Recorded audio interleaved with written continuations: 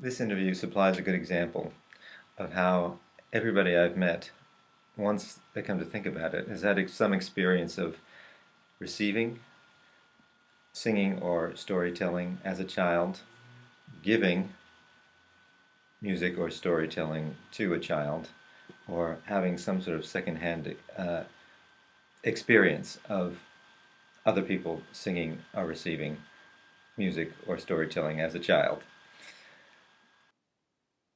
This woman had no memory of having experienced anything like this, first or second hand, until I mentioned to her that my sister and I used to make up stories for each other, and then suddenly she remembered. And what she remembered, I'll let her tell in her own words.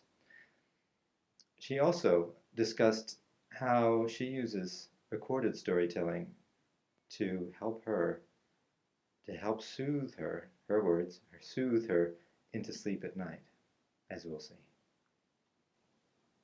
You're talking about your nephew, right, who is the son of my brother's son. your brother's son. And when he was about 9, 8, 9, 10, I can't remember quite what, and he was a weekly boarder at his school, but he used to go to his mum and dad every weekend. See. But from time to time they would be away at the weekend, and on those occasions he would come to me for the weekend, or sometimes to my mother. Right.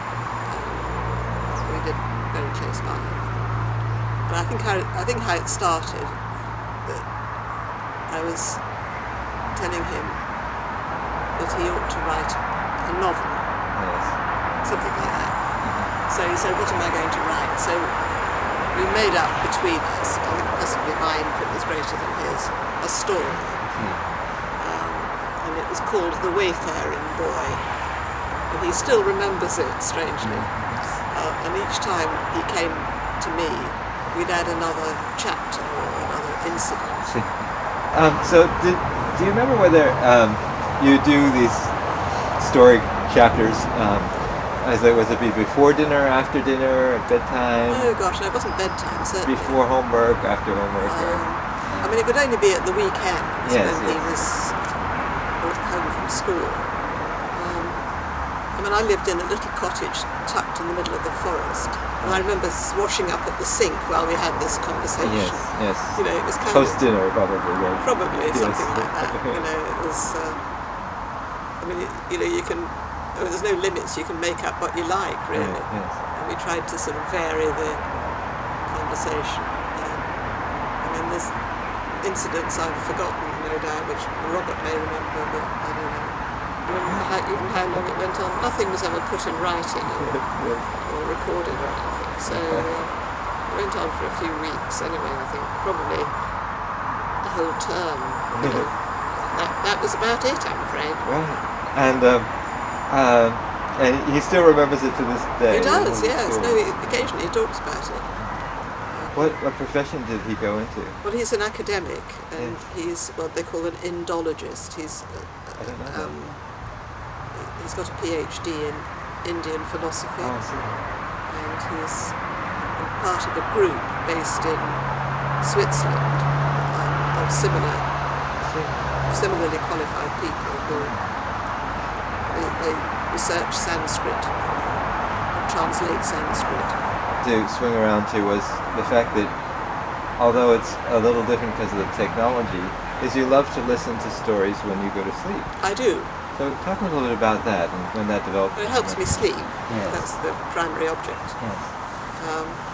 And there's an app called Audiobooks, Yes. which you can get free, and that's quite important.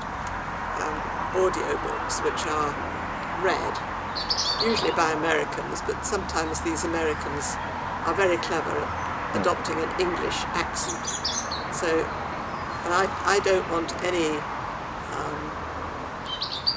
books which are going to give me nightmares. So it's things like all the Jane Austen novels,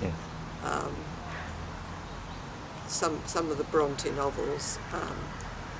The one I'm reading at the moment, or I'm not reading, I'm listening to, is The English Garden by Elizabeth von Arnim.